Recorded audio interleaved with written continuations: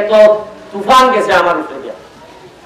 কিন্তু একটা সময় আমার খালি মনে হয়েছে যে যতই তুফান আমার পিছিয়ে আব্দুর রহিম আমার শ্বশুর আছেন। রাজনৈতিক কারণে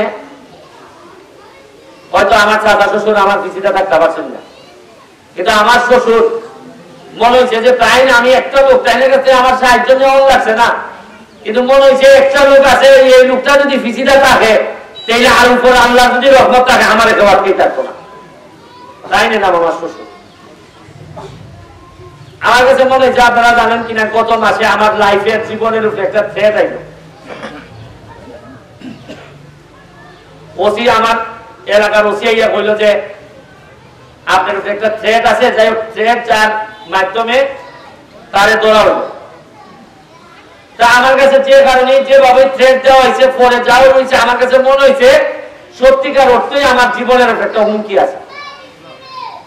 কিন্তু আমার মনে হয়েছে আমার শ্বশুরের যাওয়াটা মনে হয়েছে যে আমি থ্রেটটা জয় করে যে পাচ্ছি, আমার কাছে মনে হয়েছে আমার শ্বশুর আমারে টাইমের হায়াতটা দিয়া টাইম গেছিল। আমি যখন মারা গেছি, আমি যখন আমেরিকার ফোন দিছি সাম্মি রে, মানে আমার ওয়াইফ রে, আব্দুর রহিমের মেয়ে, আপনার গ্রামের সন্তান,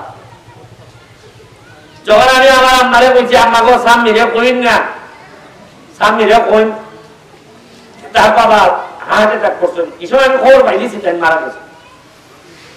সাম্মির দূর থেকে দৌড়ে আইছে, কি তৈছে গো আম্মা, আমার মারে হইতেছে, কারণ সাম্মির মাথার মধ্যে নাই সাম্মির বাপ মরতে পারে, সাম্মির মাথার মধ্যে সাম্মির জামাই মারার কথা।